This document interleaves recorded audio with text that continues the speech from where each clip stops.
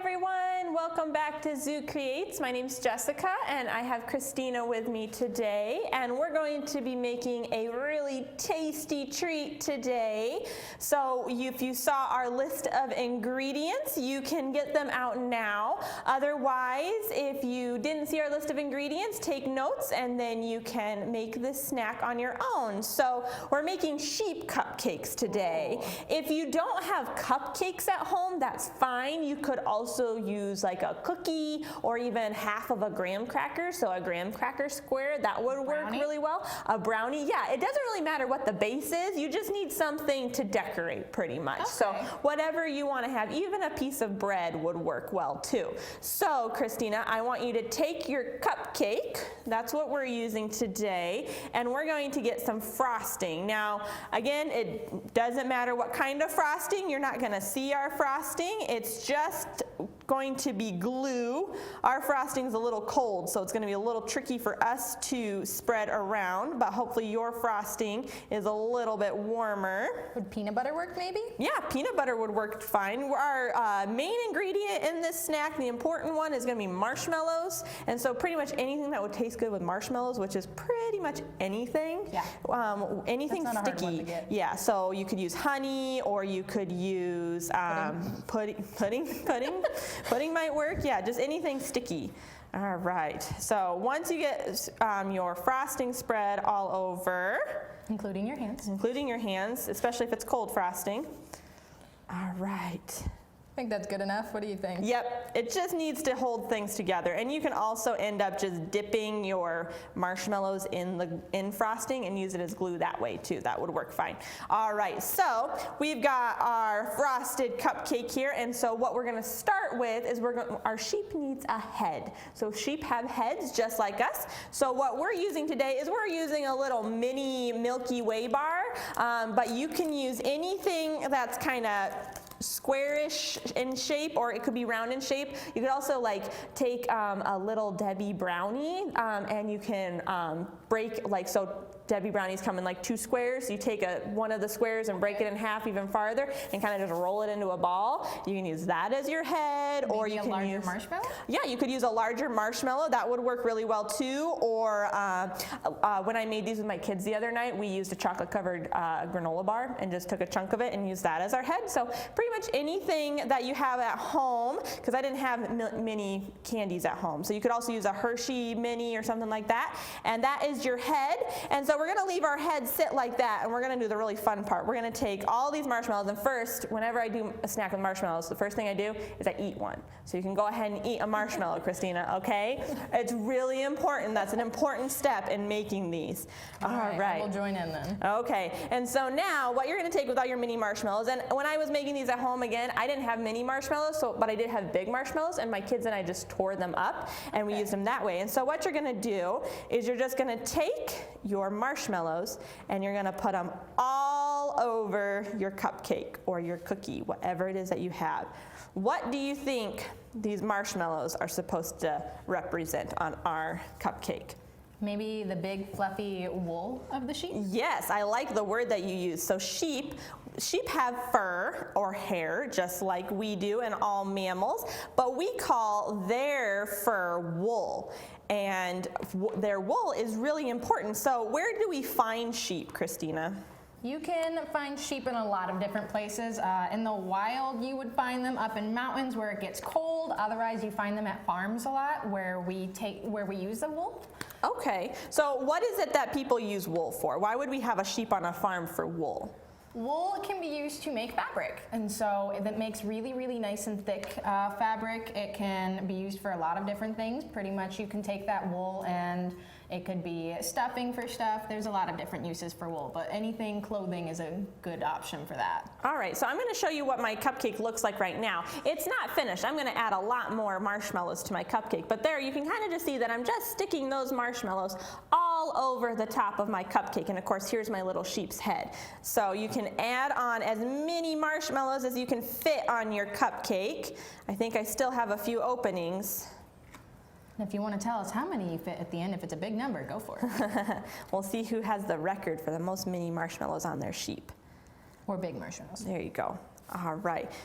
So I think I have just about as many as my little sheep will fit. So I've got all of my little marshmallows on my sheep. And so now, of course, we need to decorate his head. So what are some things we might find on a sheep's head?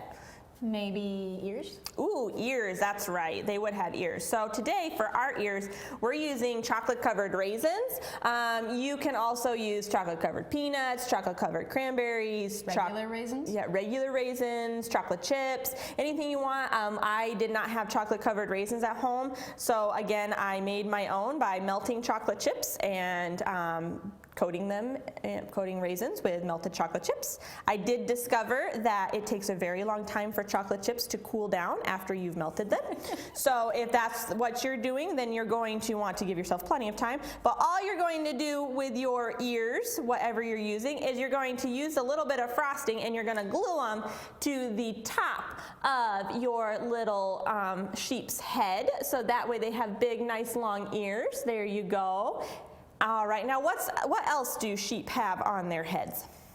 They might have 2 eyes and a nose. 2 eyes, yeah, all right. So we'll start with that. So if you want to get really fancy, you can go to Hy-Vee or Hobby Lobby, and they have what's called candy eyes. You might even be able to find them at like Michael's, any kind of craft store, in the wedding section, or the cookie decorating section of the store. You can probably find candy eyes, but if you don't have candy eyes, because not everyone has candy eyes, you can take a marshmallow, one of your mini marshmallows, and just rip it in half. So I've got 2 halves of my marshmallow, just like that. So I've got 2 little halves of my marshmallow, and these I'm going to use as my eyes. And I'm going to take a teeny tiny little chocolate chip here, and I'm going to stick it in my marshmallow. So that way it's my eye's pupil. So it looks just like that. I've got a little mini marshmallow eye. And then again, I'm going to take some frosting for glue. If your marshmallow's sticky enough, you might not need the frosting for glue. I don't think I'll need mine. And then I'm going to stick him right on there. He's going to be a really big-eyed sheep, but that's okay. That's what makes him cute. Yeah, exactly. Big eyes are always adorable. All right.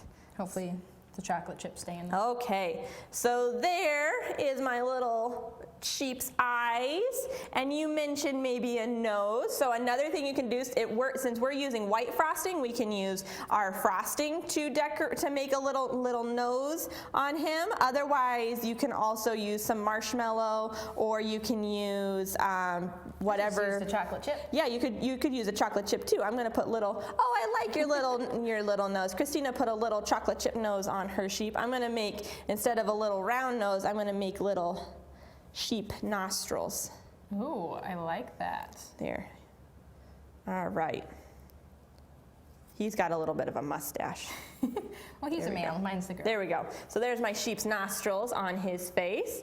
And that is your adorable sheep cupcake. Now, if you don't have marshmallows at home, but you have like coconut, you could use coconut for the wool. Coconut would Anything work. Fluffy like that would work really well. You could honestly use bread or a biscuit, just kind of rip it up and make it look fluffy. Yeah, that would work too, especially if you're not wanting to use a cupcake or something sweet. That would work for something more savory. Yep, something more savory. That would be really good. And so then you can gobble up. My kids really, really liked these the other day. So you can gobble up your sheep cupcakes. We did forget one thing on our sheep. Oh, did we forget a tail? We forgot a tail. You know, my kids got mad at me for forgetting tails the other night too. They thought he needed a tail. And so we're going to take another one of our chocolate covered raisins and add a tail, because sheeps have little tails. Now, when we see sheep on a farm, are they always going to be this fluffy?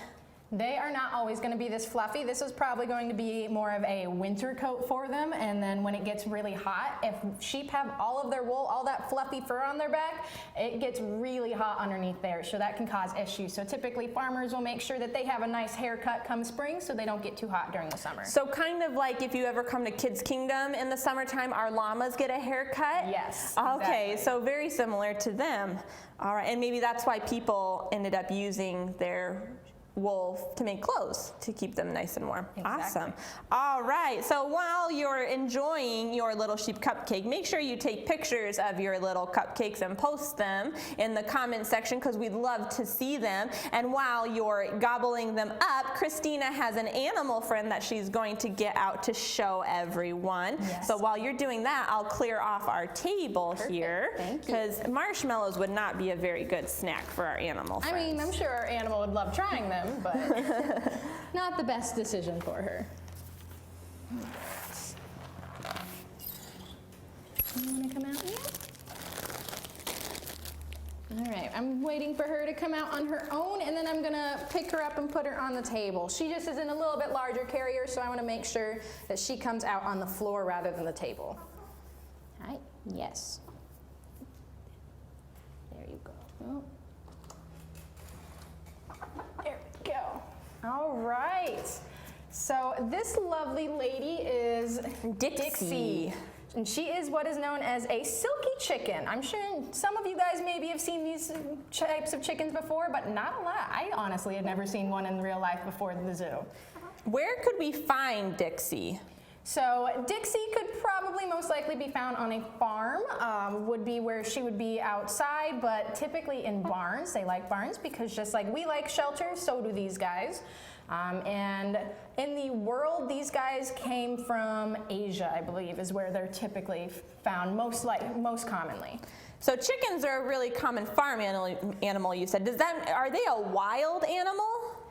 Not really. They can be occasionally if they get out, but they're not going to do very good in the wild. They're going to be ones that are more likely to be a domestic animal. What does the word domestic mean? So domestic is what is used for animals that need humans or people to take care of them. They're animals that if I were to take Dixie outside and put her outside and walk away, she'd probably think, cool, I get to have recess and I get to play and explore. But when it comes time for dinner, like right now I'm feeding her little grape pieces, she's not really going to know where to find her food in the wild. So she needs us to take care of them. Is she also going to know where the safe places to hide are? No, she's probably not going to know where safe places to hide. She might not even know to stay away from certain animals in the wild that maybe would look at her and think that she looks like a tasty little chicken. All right, so just like you said with the sheep, you said some sheep you can find out in the wild, but a lot of them live on farms. Correct. So that means that the ones on the farms, those are domestic animals too. Correct. What about like our pets at home, like our dogs and cats that live at home? Are those domestic animals? They are domestic animals. So they have learned to get used to humans and people taking care of them, giving them food. So once again, if I were to just let my dog outside and walk away from her, she would be very unhappy with me come dinner time.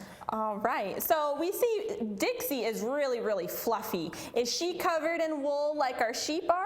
She is not covered in wool. So she is a chicken or a bird, and since she's a bird, she has feathers covering her body rather than fur like mammals. And so her feathers, though, are very unique because they are a lot softer than most other chickens, and it does look like she almost has fur because of how thin and fine her feathers are. I believe, according to one of our other educator friends, Keisha, these guys used to be rumored to be a mixture between a rabbit and a chicken. That was the myth behind them, but that's not actually where they came from. They're chickens, I promise. All right, so I see you're feeding her grapes. Yes. I think those are one of her favorite snacks, but are there other things that she likes to eat? Yes, so she can eat a lot of different things. She loves her grain, she loves her seeds, her fruits and vegetables.